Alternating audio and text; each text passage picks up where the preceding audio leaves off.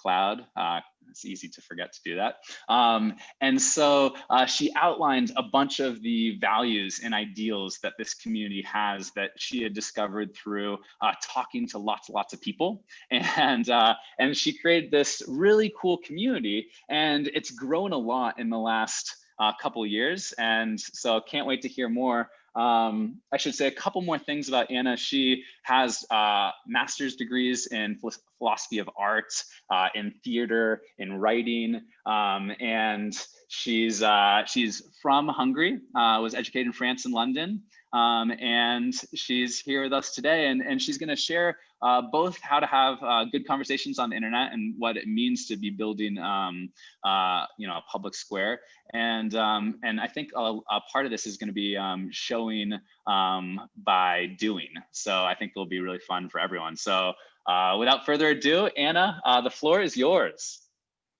Wow, thank you so much. And I'm so excited to be here, guys. This is a dream come true for me. And I've been following your work for years. And, you know, you did not accept so many of my friends, and so many people have been crying on my shoulders across the years. So I'm kind of like happy that one of us made it to a conversation with you. So yeah, just a couple of words about Interintellect and how, you know, we came to work on what we work on today. My background is in linguistics and philosophy, and all my life I've always been working with audiences, bringing people together around causes. I don't really believe in just like bringing people together for whatever. I always believe like, you know, if there's a cause that requires a lot of people to come together, we should do it. Otherwise, let people live, you know. And the cause that we are gathering in Interintellect is basically to rebuild the public square from ground up.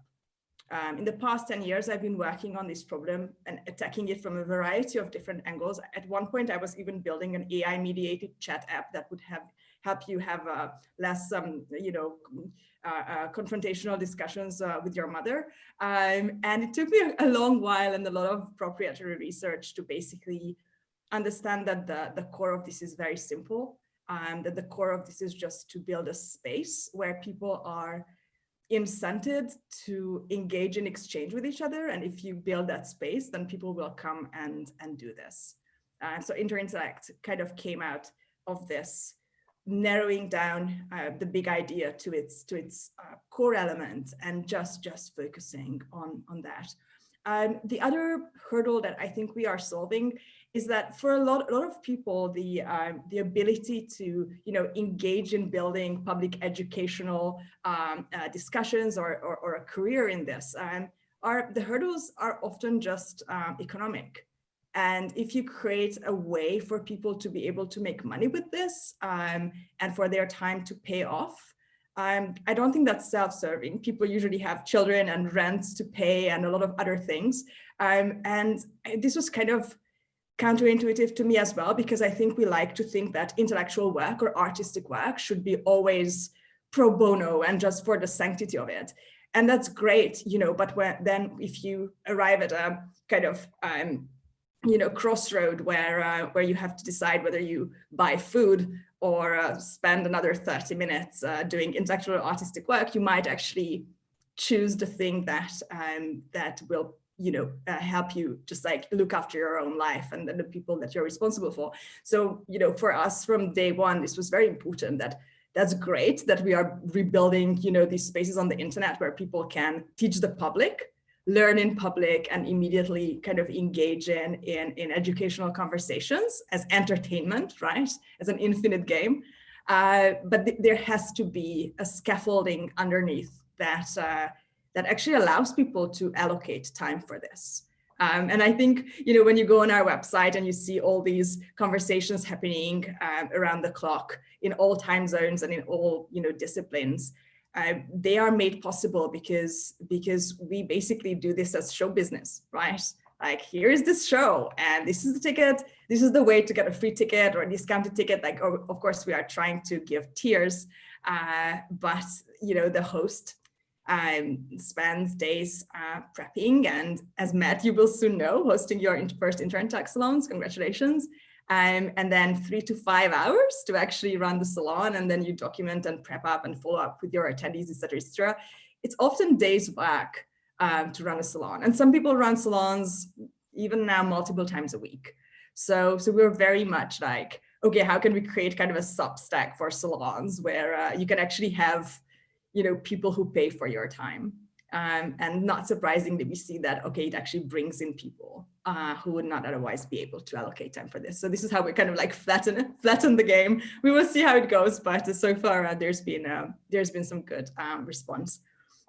What I had in mind for today, if you're in, is to do a kind of mini salon for you to see how it goes, and maybe it's, I could like give you a pie chart about it, or we can actually do it. And then I have a couple of slides because this is so official, so I have slides, hopefully to kind of conclude what we've arrived at. So if it's an Interintellect Salon, then normally it wouldn't be recorded, so we will pretend it's not. And I will be here to facilitate. We will try to give everybody equal speaking time because we're in this virtual living room and you are my guests. We imagine that we have some wine and some cheese during the salon. And please, just when you are speaking, if you can, good Daniel, you are prepared. I have some water, so unless I turn into a minor deity, this is going to stay water. And just when you're talking, if you can, please turn on your video. That's kind of in our code of conduct. But if you can't for some reason, if you're reading bedtime stories for your children or driving or something, of course, we understand. How does that sound? Matt, you've been to a couple of salons, so yeah, that's perfect. I think, learning by doing is Media Lab value, and it's an Interintellect value. So it's really cool to combine the two. Great. So hi, guys. Welcome to my Interintellect Salon. As you know, this is a space of discussion. I'm here to make sure that everybody is heard and that you all get to share your ideas. And I'm here to kind of look after the topic meandering as usual. This will be a little bit shorter because otherwise we would be sitting here for 5 hours. Of course we can. And there are no wrong answers, as always, at a salon.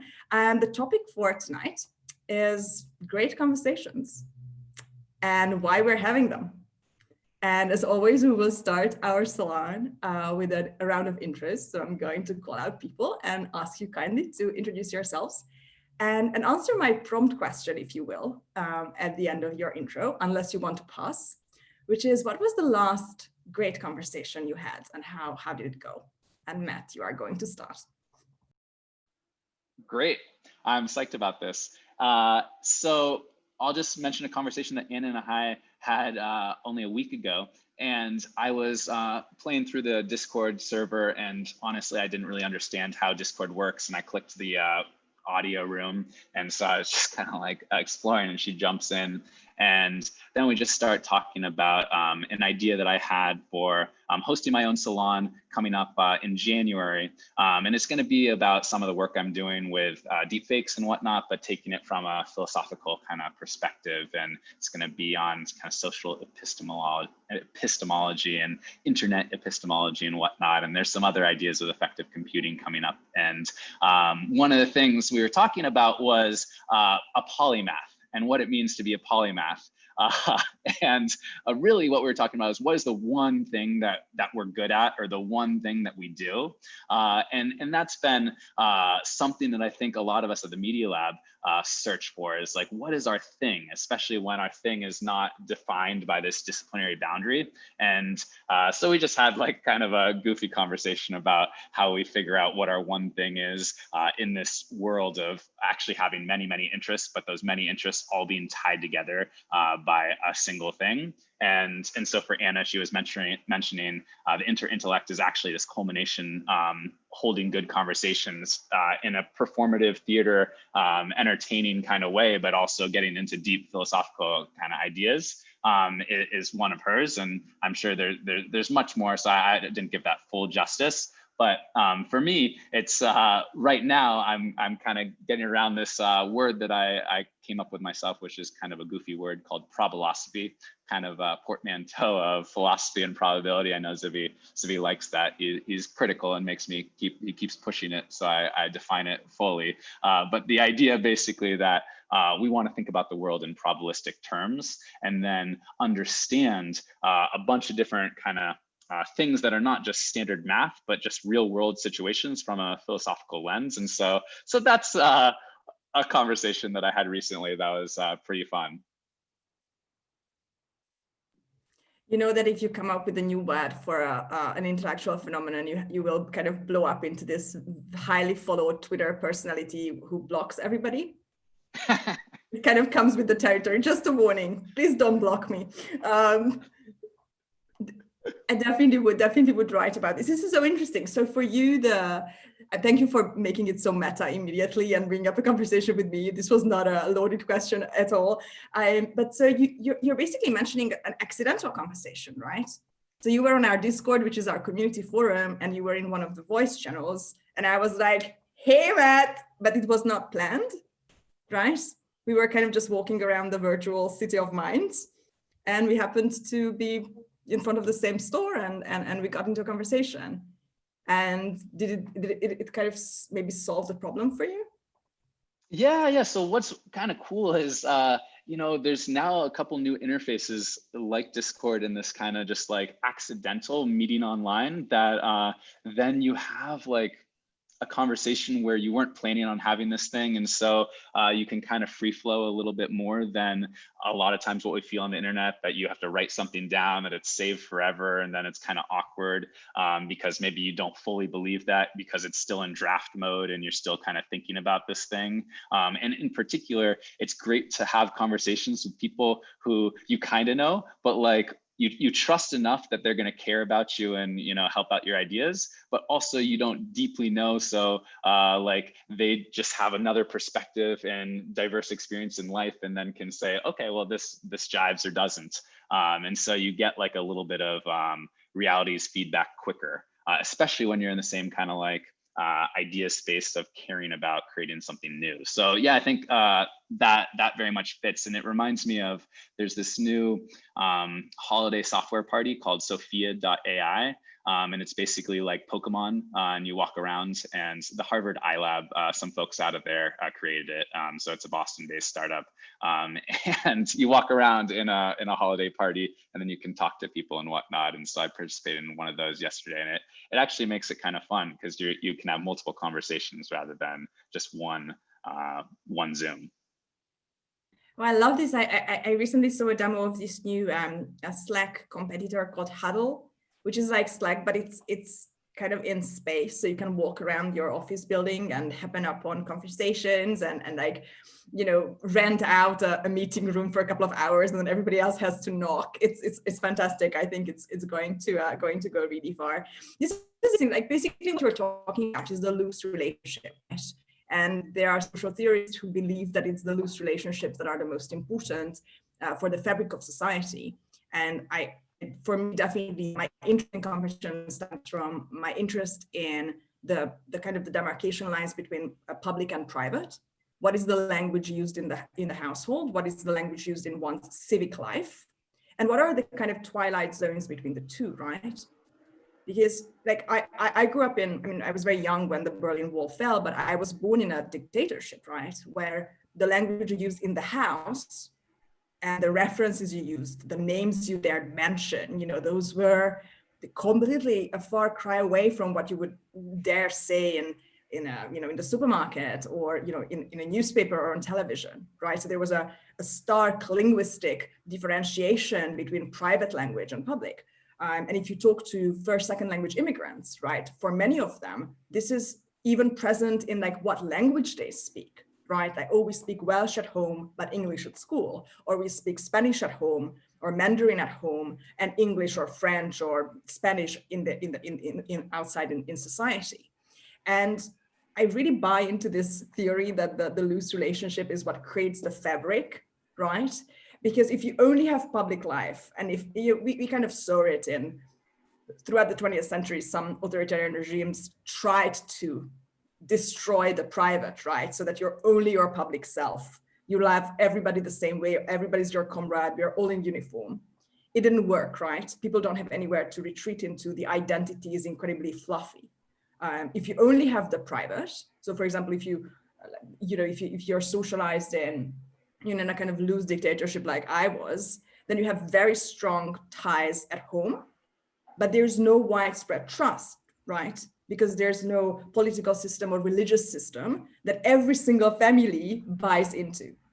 And so I've always been really interested in how conversation resides in this kind of Goldilocks zone between the public and the private. And of course, with the internet, we don't really know yet where that's going. Like, we understand that something was deeply changed in the foundations, but there's still so much to explore. So to me, that's definitely something really, really interesting. And so we have a fantastic host called Patricia Hurdukas, who is kind of triple immigrant like myself, and she has a salon series titled Talking with Strangers, and they are looking at like Julie Delpy and Ethan Hawke on the train, and all these kind of romantic ideas about how talking to strangers looked like in like the 80s or the 90s, and how it looks now. And I would actually love to drop the question back to the room. Like, do you think that it's easier to talk to strangers in the age of the internet? Do you feel comfortable doing it?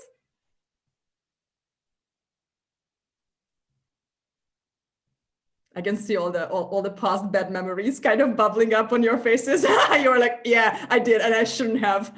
Give me a good example. Was there something? Was there a fun time when a like led to a friendship or something similar?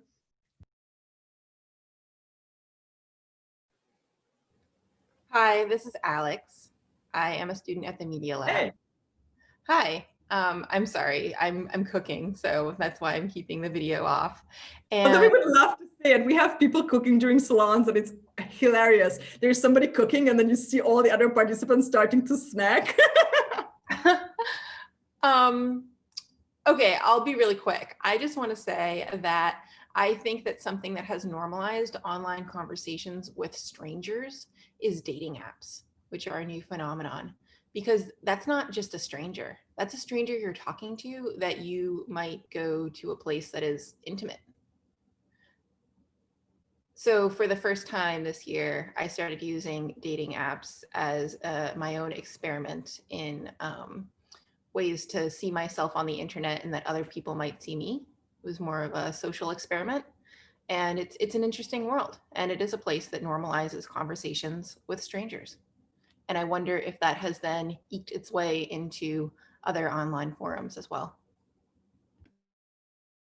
I loved it, and I would love to. Thank you so much for bringing this up. I would love to see research, guys, research on how maybe somebody who uses dating apps regularly might communicate on the internet differently on Discord, Twitter, Slack, on other, or even in just text messages with their moms.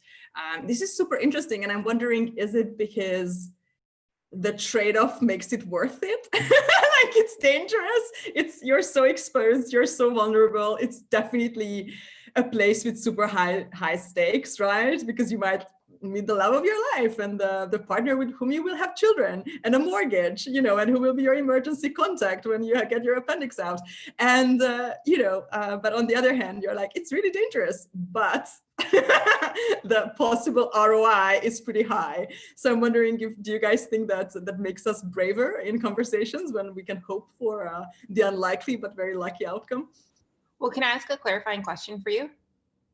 When you communicate with a stranger on a dating app, it's one-on-one and no one else sees it. But when you say something on Twitter, it's for the world to see and maybe forever. And I feel like those are very different ways of communicating online. Yes, I mean, we kind of expect conversations to be quite ephemeral, right? That they should be just transient. Like, we say something and it's, verba volant, it flies away. But the internet kind of changed it, right? When we talk about the public internet, you can't really have, unless you go back and delete your tweets, you can't really have an ephemeral conversation on Twitter, right? Well, now there's fleets, these ephemeral tweets that they just rolled out, and it's this kind of homogenization where first Snapchat had this good idea of, oh, maybe people they want ephemeral media, and then Instagram kind of joined the bandwagon, and now we have Twitter. So it seems like that kind of core idea that you talked about is now trying to be kind of encoded in these social media platforms, because that's how you can kind of have a genuine and authentic conversation potentially. But it's also another trade-off, right? Because if I need Twitter, for example, because I work in fintech and I need to grow my clientele, and that's my channel, through which I can grow my business, then, I might risk being, making stuff permanent that shouldn't be, in exchange for the hoped ROI that, this will bring in, money or contacts, right?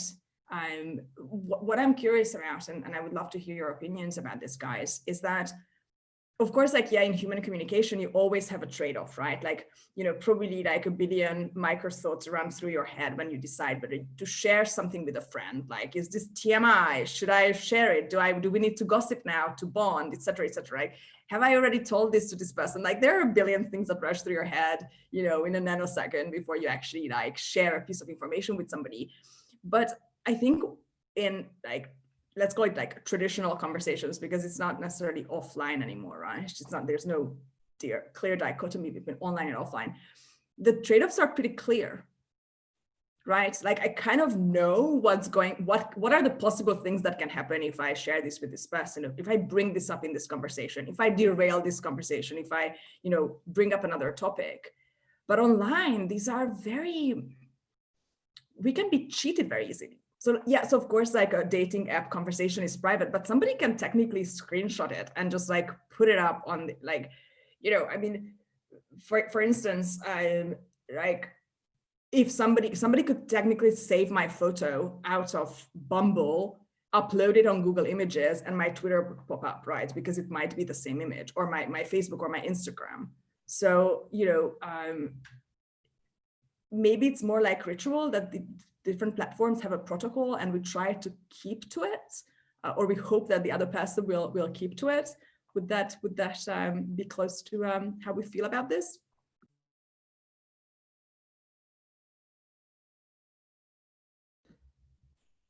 Okay.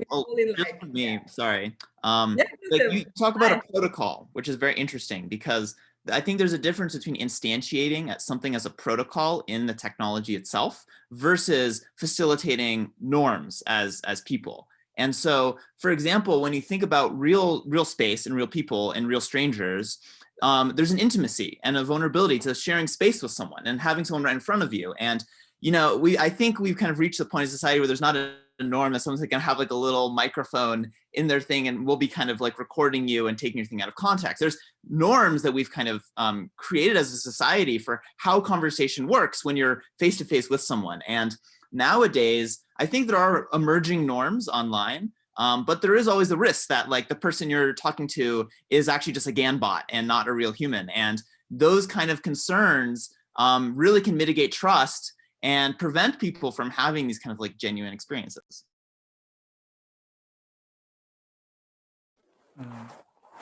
I love the nasty thought of surprise, you've been befriending a bot. Revealed. Well, that reminds me of a thing I saw just recently, actually, about there's a Microsoft girlfriend bot that's hugely popular in China, and I do wonder if there must be different norms when you're interacting with a bot. I don't know if anyone has really studied this. I mean, it's not like these people don't know it's a bot, but yeah. And I definitely feel it when I'm not sure if I'm talking to a bot or in customer service, or is this a human? Because I'm always if this is a human, this person is not very good at their job. But if it's a bot, well done, good job, whoever made this. But you kind of and sometimes I ask, I would like to speak to a human. And sometimes the person says I'm a human. And then you're okay, that was a really great exchange. Let's forget about it. But yeah, it's so interesting. I always thought And obviously we've done like hundreds and hundreds of Interintellect salons, and a lot of the kind of wisdoms that we have about it just arise from practice, right? Like we had no idea. And one of the things that I noticed is that clarifying at the beginning what of this will be permanent and what is transient is super, super important, right? So we always say, like, guys, this is not going to be recorded. Very, very rarely we record something and then, you know, it's like, if there's one person in the room who doesn't want it, we don't, right? And that we always say, like, you know, there will be ways to stay in touch with the people in front of you. That's very important. That the Zoom chat will be saved, that it will be sent out in an email and saved in the follow-up channel on Discord, that you can continue the conversation. One of my insights in when I first created the format that is the Interintellect Salon was that, you know, I lived in London and I went to all these social events, and, you know, you kind of start chatting with somebody, you open up a little bit, share information about yourself, the other person shares information about themselves, you have to kind of like learn it, you pay attention, you know, and then you go, even if sometimes you exchange your contacts, and then you go home and you never see this person ever again. And this happened, I was just talking yesterday with a New Yorker. It's like in a big city, this is kind of an everyday experience. And what you notice on yourself is that after the 15th party, you're not paying attention and you're not sharing and you're not putting your heart out, because it's like kind of not worth it, to use a very bad kind of phrase, right? Because why would you invest in something that is so fleeting?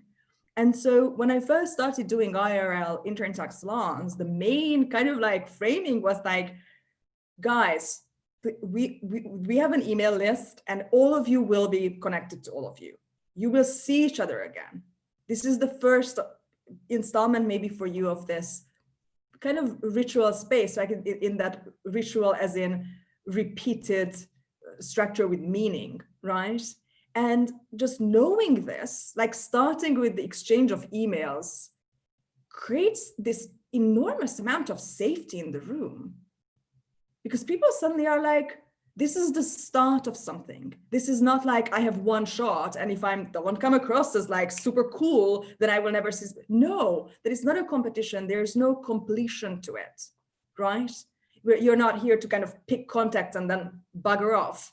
You're here to basically like start a process, and you can lower that kind of bottom of Maslow pyramid anxiety that you have to hold on to the basics. You can actually relax and respond to people emotionally and intellectually, talk about Plato and have sudden realizations in the room that you never thought you would. And to me, that's so important. My other hosting motto, piece of motto is the imperfect host. So when I train my hosts, I'm always like imperfect host and stickiness being the, you know, make it clear that this is optionally a part of a repetitive thing, and that repetitive in a good sense, like, you know, you go to the gym and you will work out harder when you know that you can also come back next Tuesday and actually get really good at it, right? As opposed to like a one-timey competition.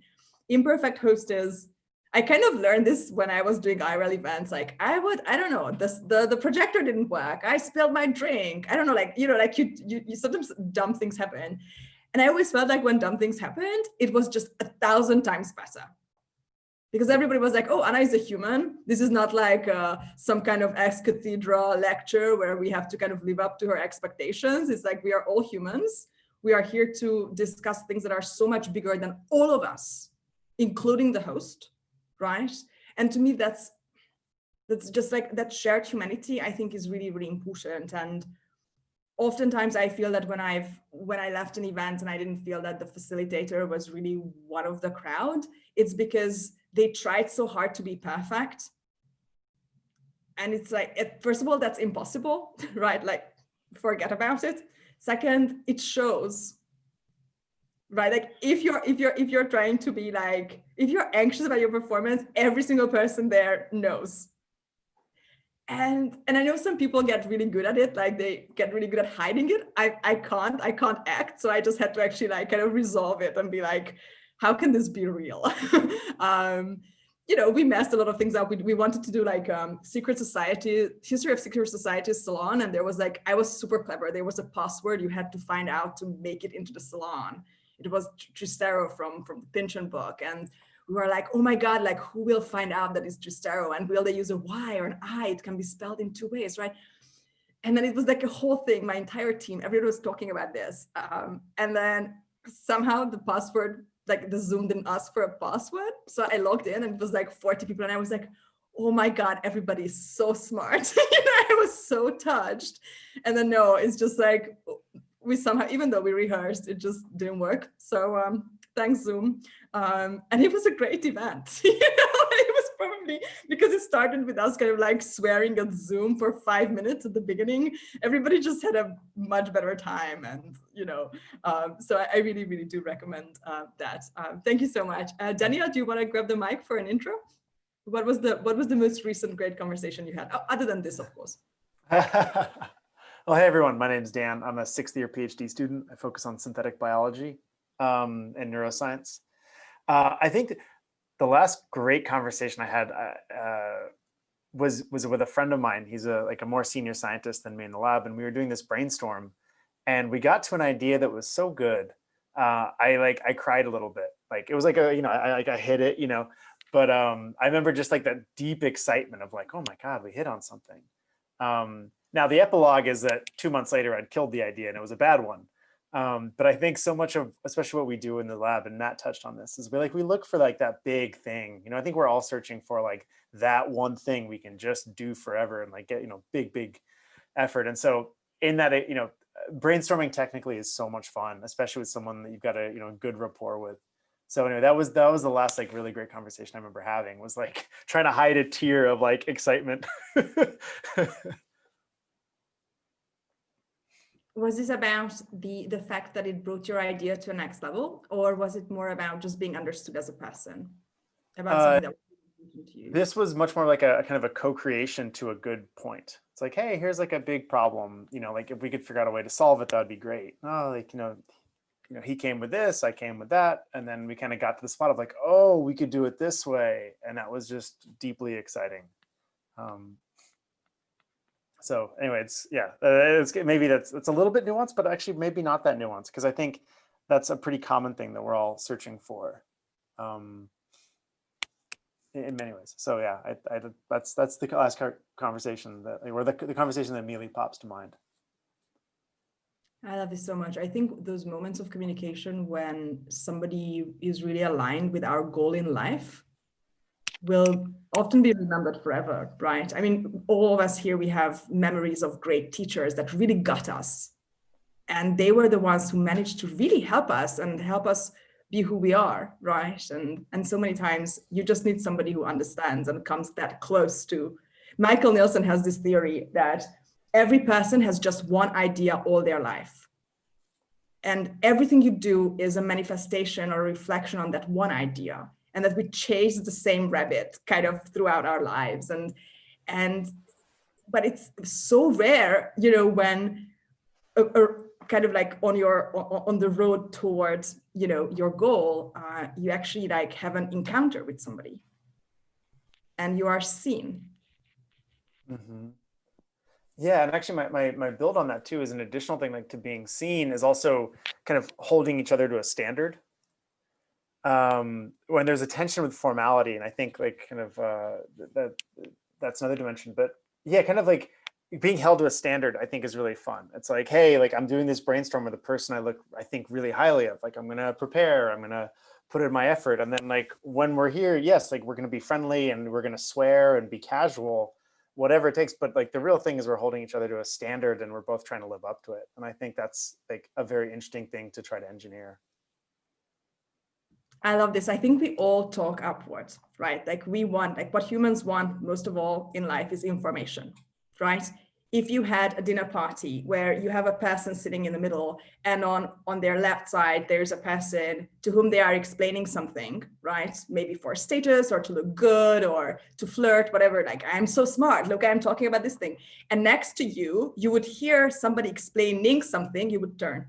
You would be like, okay, I will get back to you later. More information. And you could actually like do this as a domino around a really long table and it wouldn't stop. Probably, if we're lucky, we could probably hope that at the end of the table, it kind of turns back and becomes a circle. but having, you know, that kind of visibility, feeling of visibility that I am seen and acknowledged, and I can make some progress. I think that's addictive.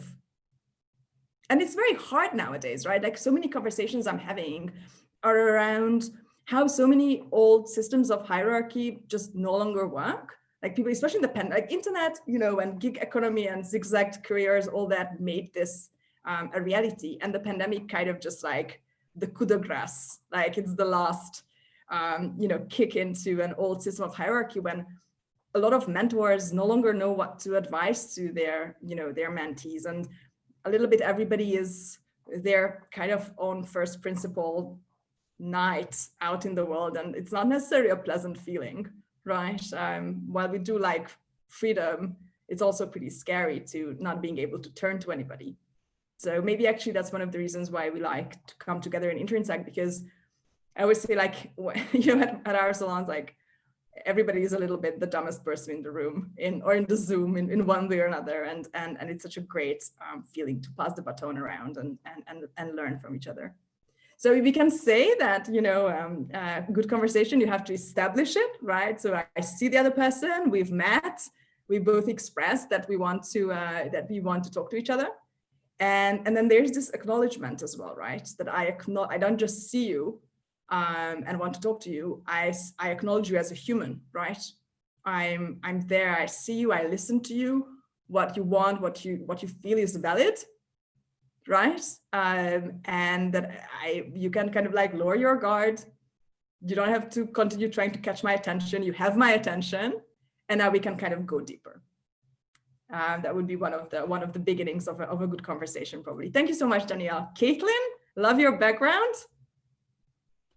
Is it because you guys you're not all in Boston right now, right? So it's just like Boston vibes with the snow. Yeah, it is definitely Boston vibes. I'm in New Hampshire, where it's also quite snowy. But half of my Twitter is people like making me jealous with their videos from Boston and the snow. So as somebody who's stuck in an oceanic climate, I'm a little bit jealous. But we also have rain, so you know. Yeah, no, I'm very happy to see the snow. It came too late this year. It was feeling strange. Yeah, I'm Caitlin. I'm a second year master's student, and yeah, I think honestly the thing that came to mind immediately was maybe sort of a more simple thing and just a recent conversation, but I think especially thinking about these moments where you kind of shift levels of intimacy in a conversation where it wasn't expected, or there's yeah, sort of like that breaking down of what was the established you know, level of intimacy or the established level of closeness, and so what comes to mind for me was just a recent conversation that I had with a lab mate, where it was a very functional meeting that we were having, just sort of like checking in about some things that we were both trying to accomplish that week. You know, one of these like things that's become very formalized online, where we no longer just kind of see each other for coffee, but we say, okay, from 12 to 12:30, we're going to talk about our goals. So, you know, kind of dealing with that very different dynamic, but then you know, just something, there was like a little shift in the conversation where, you know, we started talking about like the holidays that we celebrate with our families respectively. And just something opened up a little bit to allow for kind of, you know, sharing things a little bit more personally and talking, you know, she started sharing with me like the memories that she has about like the cookies that her family makes specifically to the holidays and like how that came from her childhood. And it was this thing where, you know, I wasn't expecting, I guess, this kind of just professional level check-in to go in this direction, but it was actually so wonderful just to have like 5 or 10 minutes of this kind of glimpse into somebody's life that, you know, I think has been hard to find in the online space where everything is so like scheduled and formalized. And so that was, yeah, not anything super profound, but just kind of lovely.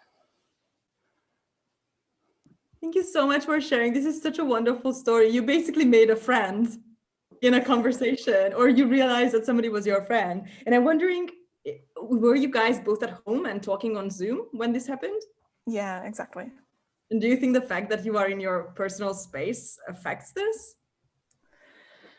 You know, it's interesting because I certainly have a lot of, I mean, all all of my meetings are in my own personal space now, and for most of us, I think that's true, and they don't always take the same turn. But I think there are just these sort of shared experience, I don't know, almost like frameworks that can come into discussion. Like, you notice this, like talking to people about food or talking to people about family or traditions. I think that there's sort of this like this level, there's like this little inner human that kind of emerges and is like, hey, I'm here too, alongside the professional.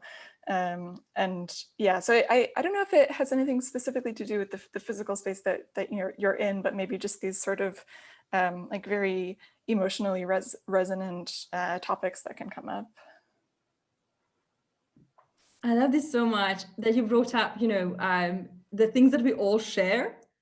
Sometimes people are like, oh, I don't know what to talk about with this person. And I'm like, you literally have like 1,000 things in your lives that are super important and are probably the same, right? And during the holidays, we are so cognizant of them. But I think there's something about the whole pandemic that, I mean, the amount of people whose bedrooms and, kitchens and children I've seen just throughout the pandemic, who used to be very preppy and very official with me, meeting in like fancy offices, they are now just like, fathers who don't understand what to do with the child, who just like ran into the room, and it's really humanizing, right? And people are kind of like lowering the status game a little bit. A couple of days ago, I had a Zoom call with my accountant, and we were like talking about I don't know, SEC regulations, and then her kid came in with like, "Mommy, open the bag of chips" or something, and it was so sweet. And like, then you kind of talk a little bit about what it means to have a family kind of stuck in a house with you and trying to work, and suddenly you are not strangers, right? There's a kind of working theory inside the Interintellect that the pandemic is basically the first global event that every single person shares and can talk about, right? Because we had like Second World War, the plague, but it was kind of like going around in waves, right? Like even if the Second World War didn't happen all at the same time everywhere, right? The Black Death, certainly not. And these are my reference points, that's maybe not good, but it's kind of like accurate, right? Whereas now, I mean, imagine like in 2022, you will get on an airplane and go to Montevideo or some northern English village, and you walk into the pub or the hardware store. You literally can strike up a conversation with any person in the world who was alive and remembers the pandemic. And you will be able to kind of break bread with any other human, right? You will be able to have a glass of wine, coffee, whatever is being consumed on the spot, and at least for 5 minutes, whine about how difficult this was for everybody and compare notes. And I feel that's kind of unprecedented, and we don't yet understand how incredibly good that will be. And I'm also like cognizant of how, one of the good things about a conversation is that while we can hope for certain, fixed elements to be there, like the phatic part, that you look at the other person, you kind of like will align the language that you use, the volume, the speed in which you speak with the other person. But there is this huge, unexpected quality to it. You don't really know where it's going. Not just the conversation, but the relationship. You can get on a call with somebody that you've worked with 1 billion times, and one day it's going to be a different relationship. It can be positive, negative. Maybe one day you realize like, I don't like them. That's another question. But so many times it's positive, right? Because we get to know each other better and better. And there are these little doors that open up.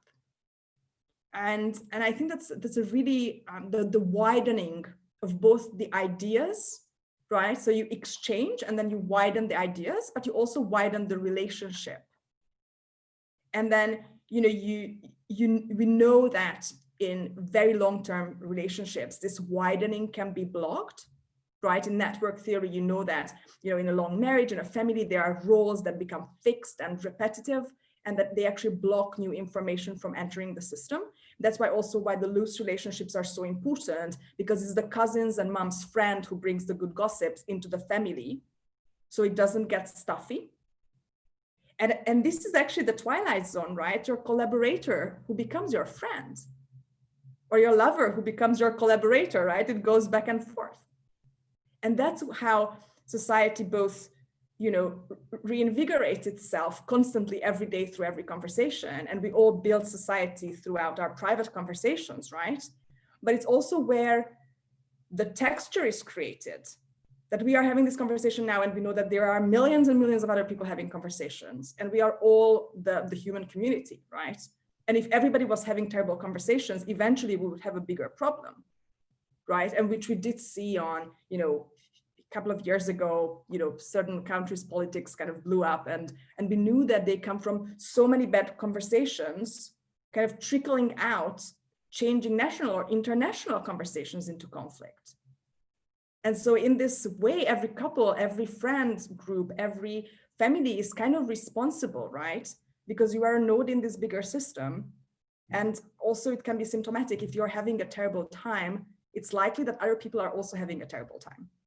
If you're having a good time, if you're making sure that your friends are well and mentally, emotionally healthy, you invite them, you talk to them, then you know that they will also call their friends, and they will also call their friends, and you can actually affect the system at a wider scale. I think Maggie has thought a lot about this kind of stuff in her research. And so I want to open up the floor to... I was going to go to Maggie because she's my next victim on my list. Maggie, grab the mic. We just kind of like threw it at you. Thanks, Matt. No, it's all good. Thank you, Matt. It's really great to see everybody, and I'm really enjoying the discussion. And so thank you for coming, and thanks for everyone else for contributing. I'm a first year PhD student here. I'm in the lab for social machines. And my research focuses on facilitation and how we hold space online. And now we're looking at how we map conversations, how we remember conversations, and kind of that work, as well as quality, which is such a controversial and kind of challenging topic, but we're kind of venturing into that space now. And I was thinking about a recent conversation that I had actually just before this call. I got off the phone with my dad, and he gave me a shout. And we have recently had like a revival in our relationship, which was stemmed by actually a loss within our family, but it's been a really productive, like beautiful revival with in my family's connections. And I actually did a project with Caitlin around growth mindset, and Matt was my TA, and my father loves growth mindset. And so we talk about that a lot, and like grit and things like that. And so it's been nice to find like a shared interest around things like that, and feel a relationship that maybe has gotten not as strong in the past kind of find strength again. Thank you so much for sharing. And I'm so happy to hear. This is big news, right? Reconnecting like that. At the time when so many other families are struggling, and just even, getting enough time to talk to each other, or even to see each other. I'm very, very happy to hear that. It actually used to be my field, mapping conversations, and I have a lot of notes about that if one day you're curious. It's a really interesting kind of variation on what Caitlin, you were talking about, right? And on kind of relying on the themes that bring us all together, right? We used to do this when I still lived in Budapest, that we would try to bring together people with really drastically different politics, and know that at the end of the day, your mom, your dad, your daughter, your son, you're hungry, you have an idea about religion, you have an idea about nature, and we can always rely on peaceful conversations around topics that are important for everybody in the room. But the other way of, and maybe this is more useful when, we're talking about somebody really close to us, like a parent or a really close old friend, right? These are the kind of idiosyncratic important topics for somebody that I know that he also is super interested in this, right? Like, oh, I have a friend and he's so into Beethoven, so I probably would not be able to come across anything related to that topic without pinging him, right? And that tacit understanding that I know you so much, that I know that you're also interested in this, and that you are so important to me that I actually bring it up, and I make sure that I don't just pass this topic without. You kind of like, I think we all know that this is a way to kind of like realize you're in love with somebody. Like, you see somebody and I'm like, oh, he would love this.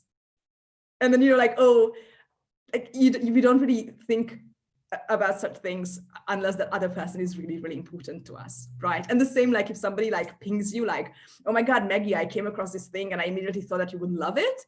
You're like, wow, I'm really important to this person, or they really want something, but that's another, that's hopefully like less common. Do you feel that this kind of, the uniqueness of this interest being shared is kind of like having your own little world together? Yeah, and I love that observation. I think that's like a very interesting way to kind of maintain relationships, I've found. And I think something that I'm trying to practice more is this like finding what they're interested in and what I'm interested in, and really building some kind of relationship, or at least building intimacy off of that, showing like I think about you in my spare time because I'm offering this thing that I know you have the shared interest for. Yeah, I think it's a great point. And the other way around, it is always so tragic, right? Like if you have a friend, and like my best friend is so sad that I'm not interested in like handiwork. Like they are doing these amazing tapestries and stuff. And I'm like, you don't want me to touch that. Like it would not lead anywhere good. But it's kind of like, there's kind of this grief in our relationship because this is so important to this person. And we could actually like sit around like two grandmas and like knit and make these beautiful things, like really participate. And so, maybe I should actually say like, oh, to hell with my lack of dexterity. It's time to pick it up for this other person. I think it's interesting, and I see this a lot at salons. Like there's this kind of competing sort of instincts. One is like, that's my favorite book. How dare you like it? It's like you take it away from me. I want to be very niche with liking this book. And the other part of you just like wants to share it so much. And like, you love a book that nobody has heard about. And then this one person, you find them on the internet and you're like, my soulmate, marry me, right? And it's interesting to kind of watch yourself. Like, what are the moments when you will be protective of your favorite? Like, no, don't tweet about it. Only us 5 know about this. Well, of course not, but that's kind of how we feel, and you are kind of like a high schooler. And then other times you're kind of like hunting down other humans with a lasso to kind of like involve them in your passion.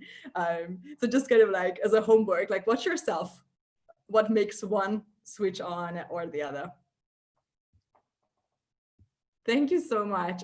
Rachel, at any points on favorite books being protective? I have a friend who's super protective about Taylor Swift, and I'm like, I have news. Like, there are other people on that boat. Sorry. I was like, I discovered jazz when I was 20, and I ran around the world and told everybody about it. Like, jazz, have you heard about this great thing? And people were like, yeah, it's been around for a while. But I tried. I was very passionate about like spreading the word about Mingus, in the early 2000s. Any points on favorites before we jump to Rachel? Then maybe Rachel will add a favorite conversation that recently happened. Great to see. Hi, yeah. My name is Rachel Connolly. This is my first week at MIT in the Media Lab, so I'm brand new. So hi. Welcome, Rachel. Thank you very much. Welcome, Rachel. Cool, congratulations. Thank you. I'm really thrilled to be here. It's been a wonderful experience so far. I can't wait. I can only imagine if it weren't a pandemic, what it would really be like. But I'm a research scientist. I work with digital learning and NASA, particularly with data visualization.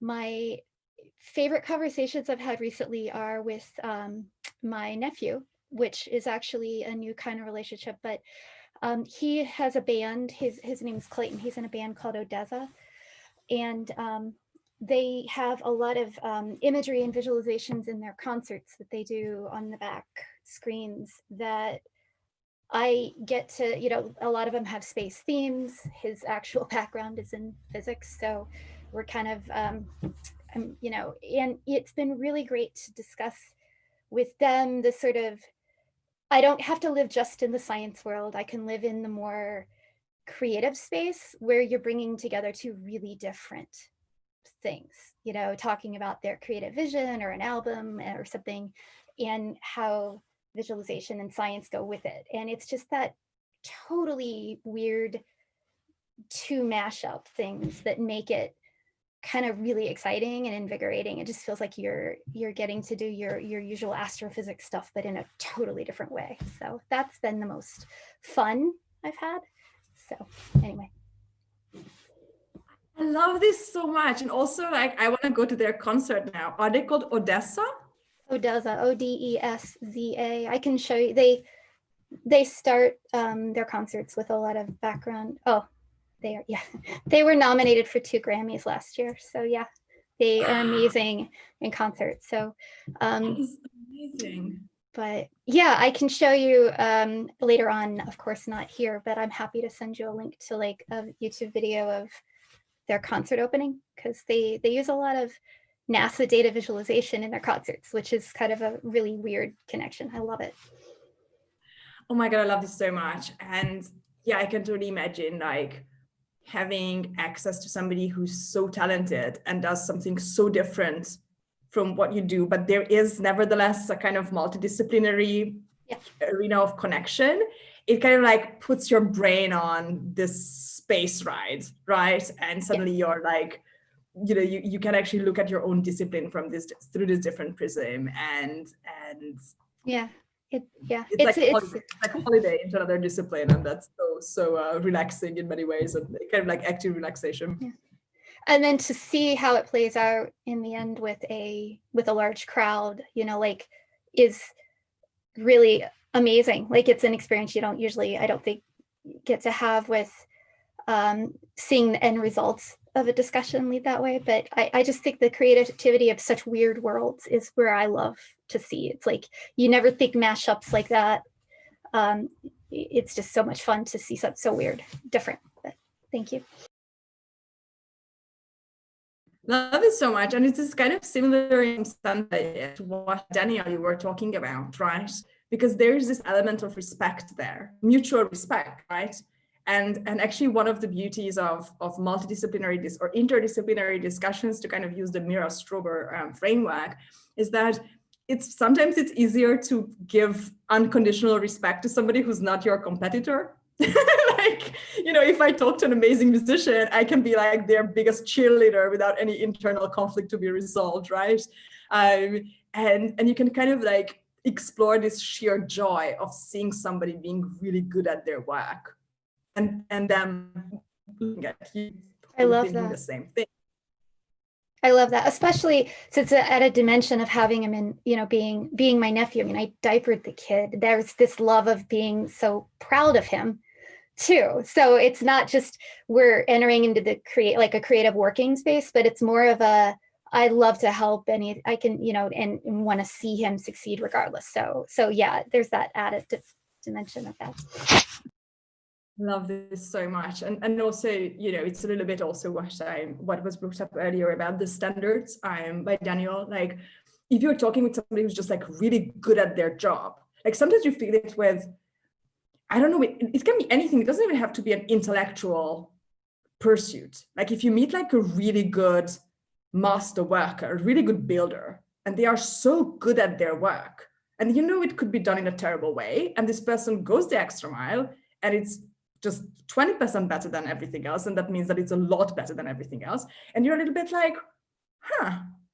I had a conversation recently with a bunch of really kind of hardcore founders and investors, and everybody was like, one of the sources of inspiration for a lot of people is watching the 10-hour-long making of Lord of the Rings. Because it's like, you watch 10 hours of mastery, of artistry, top level, and everybody who makes the orcs arrows, to make the Balrog roar, to the screenwriters, to the makeup, like everybody's just like so good. Then you're like, what did I do today? Like, this guy sat down and made 200 Hobbit feet, and they all look awesome. But maybe I should get down and send these 3 emails that I have scheduled for today. And it's like, you know, the kind of like the Tyler Cohen sense, like raising everybody's aspirations is so contagious. And for me, music is, because I'm kind of a musician, to me, like, musical talent is just like, I watch a Sarah Chang video when she talks about like how just playing the violin is not like a big deal for her. And I'm like, I love you, adopt me. I want to, whatever you do, I want to do that in my work. And you can kind of like just transplant that, you know, grit and perseverance on whatever you do.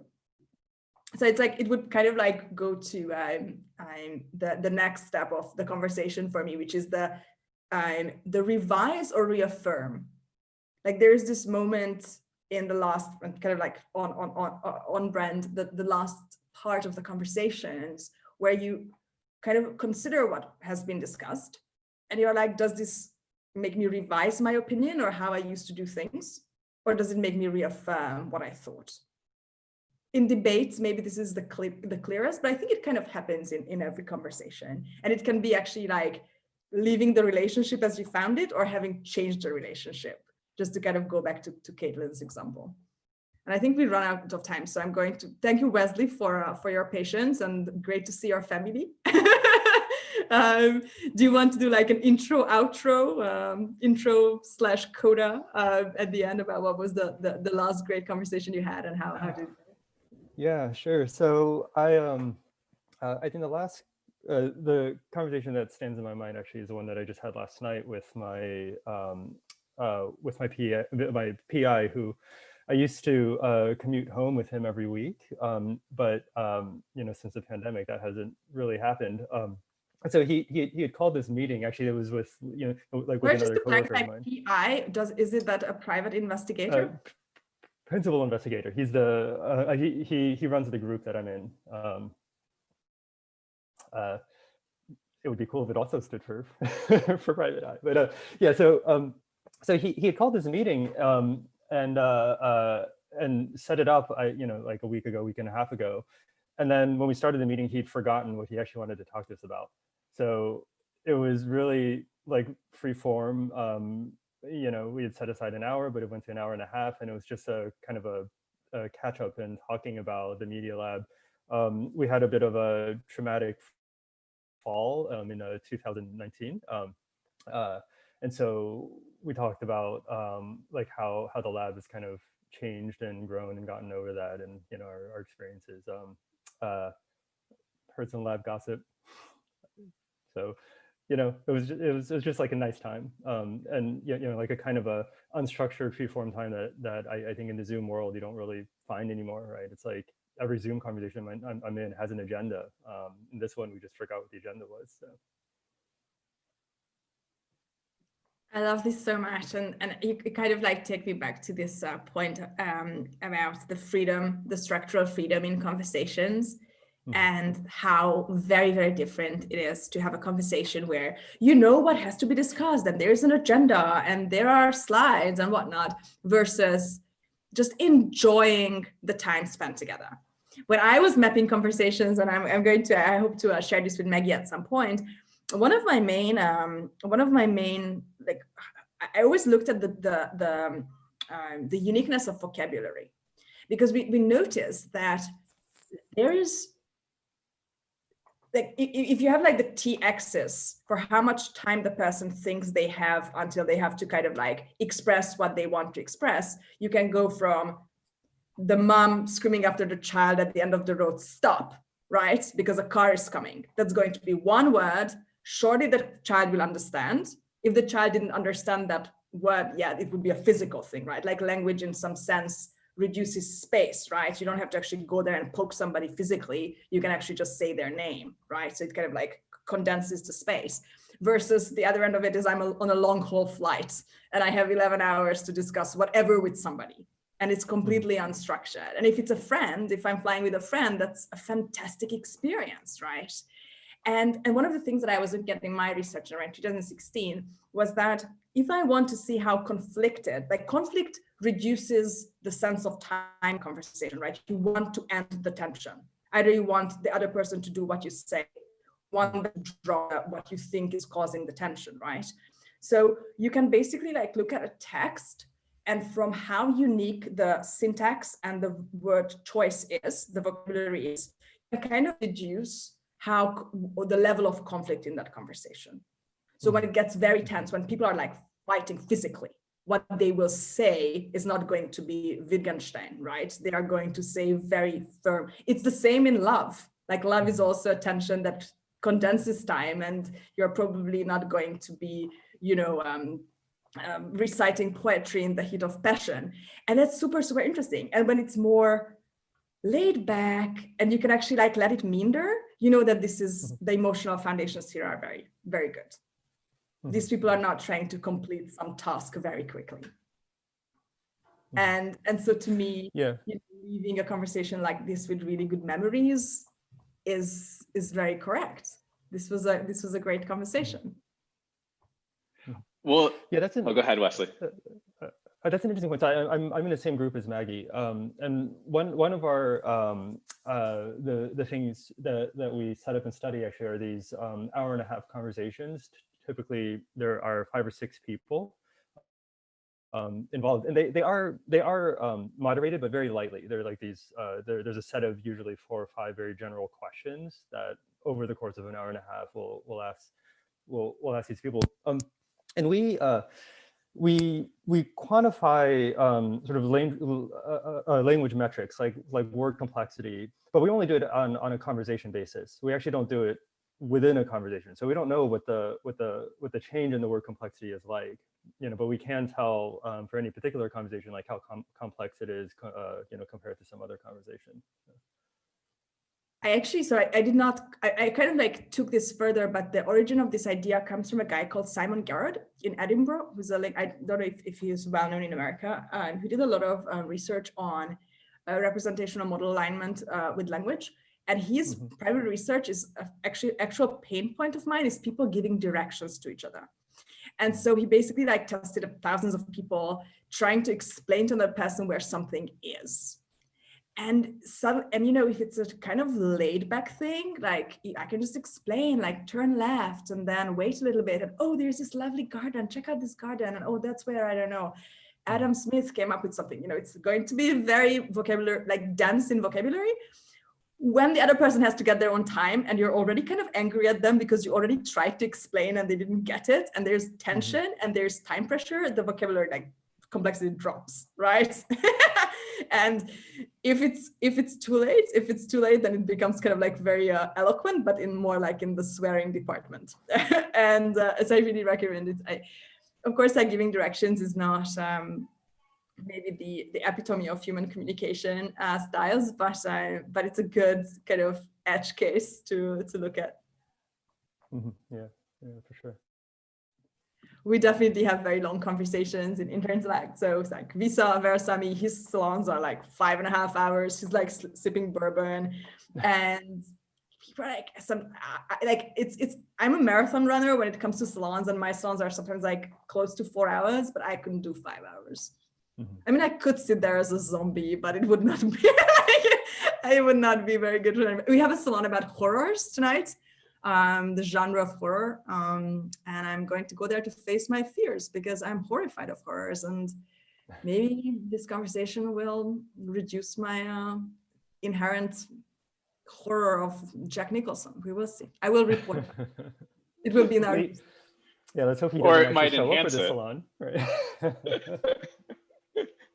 Well, and that's what's kind of interesting, in this kind of session, we actually didn't get to everyone who was on the call because it actually takes quite a long time, and we just got to Wes at the very end of this, and so and we're 16 minutes over, so it's a really fascinating thing to think about, how a certain kind of medium works and how an hour actually might not fit this kind of discussion because of this need for meandering, because it's like getting out these kind of interesting complexities and having fun while exploring them. So I just want to, add to this. It's seemingly meandering because I'm going to show you. Can I share my screen? Please. Can you see it? Can you see the Interintellect logo? Yeah. Yes, we can. So this was my presentation. This is that March 18th versus December 18th. This is how many salons we've done. Thank you. So components of good conversations: establish, acknowledge, exchange, widen, revise, reaffirm, and make it stick. Make them come back. And then, summary, and come to interintellect.com. That's it. So we basically meandered and kept perfectly to the presentation.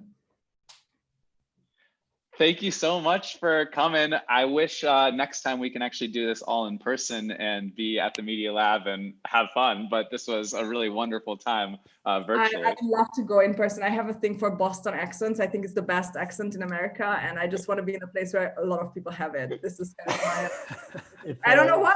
No, okay, I love Maryland as well. Maryland accent is also really pretty.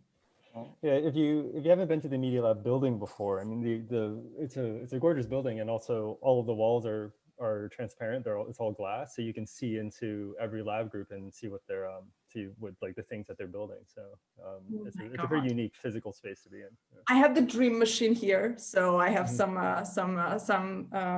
kind of source for my future research in the building. Thank you so much, guys. This has been so much fun. And do send me the video and the notes and everybody's contacts, and come to Interintellect Salons and, you know, the usual the usual follow-ups. It's been a lot of fun. Thank you so much, Anna. So much. Great, thank you. Thank you. Take care. Bye-bye. Bye, everyone. Thank you.